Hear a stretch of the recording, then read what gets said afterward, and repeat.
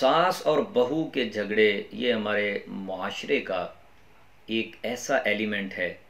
کہ اکثر یہ چیزیں دیکھنے کو سننے کو ملتی ہیں، اور اس کی ایک بنیادی وجہ یہ ہوتی ہے بدگمانی۔ قرآن مجید میں اللہ رب العزت نے بڑا واضح طور پہ ارشاد فرمایا، ان بعد الظن اثم، بہت سے ایسے گمان ہوتے ہیں جو گناہ ہوتے ہیں، یعنی انسان خود بخود دوسرے کے بارے میں ایک تاثر قائم کر لیتا ہے، کینہ پال لیتا ہے، اس کے بارے میں بغض اور حسد کے جذبات اپنے اندر قائم کر لیتا ہے۔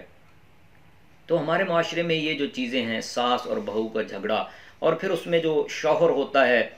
وہ یعنی کبھی ادھر کبھی ادھر، کبھی ماں کی طرف، مختلف کیسز، مختلف ایشوز ہیں، ہر کیس کی نوعیت مختلف ہوتی ہے، کبھی بیوی کی سائیڈ پہ ہے، کبھی ماں کی طرف ہے۔ لیکن جب ساس اور بہو کے جھگڑے کی کوئی ایسی صورت بن جائے جو بننی نہیں چاہیے، اگر بن جائے تو جو شوہر ہے اس کو چاہیے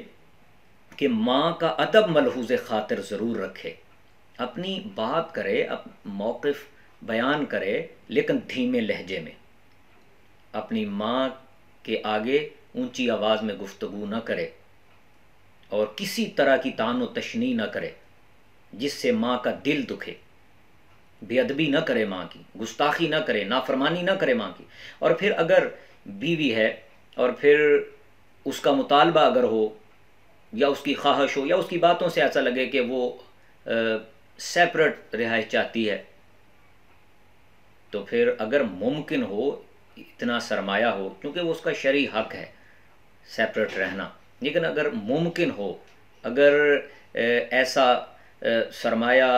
دار ہے بندہ کہ وہ لے کے دے سکتا ہے مکان سیپریٹ، تو پھر اس کو چاہیے کہ وہ انہی جھگڑوں میں وقت گزارنے کی بجائے پھر وہ سیپریٹ رہائش کا انتظام کر دے، بیت کا انتظام کر دے، یا دار کا۔ بیت ایک کمرے کو بھی کہتے ہیں، صحن بھی ہو، یا دار بڑے گھر کو کہتے ہیں عربی میں۔ تو یہ اس کے سرمایے پہ منحصر ہے۔ بیویوں کو بھی اس حوالے سے یہ چاہیے کہ وہ لڑائی جھگڑے کا ماحول یا کریٹ جو ہو جاتا ہے، اس میں وہ یہ مطالبہ کرنے سے پہلے وہ یہ ضرور دیکھیں کہ کیا ان کے شوہر اس قابل ہیں کہ وہ سیپریٹ رہ سکتے ہیں، کیا انکم ہے اتنی، کیا آمدن ہے اتنی۔ اگر اس کو ملحوظ خاطر نہ رکھا جائے اور سیپریٹ ہو جائے تو پھر اس سے معاشی مشکلات اور پھر وہ جھگڑے اسی طرح چلتے رہتے ہیں، پریشانیاں بڑھتی رہتی ہیں۔ تو بہرحال برداشت کا اگر مادہ جانبین سے، ساس اور بہو دونوں طرف سے، میں ایک طرف نہیں کہتا،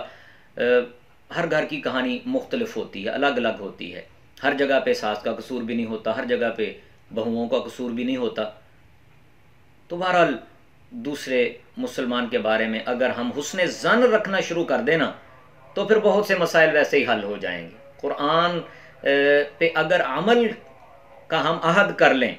کہ میں نے اس کے بارے میں حسن ظن رکھنا ہے۔ ہمارے استاد گرامی فرمایا کرتے تھے کہ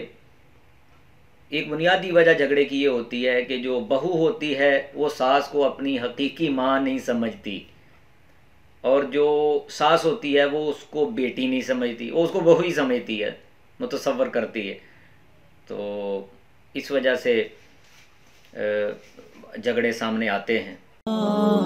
مفتی صاحب کے چینل کو سبسکرائب کریں۔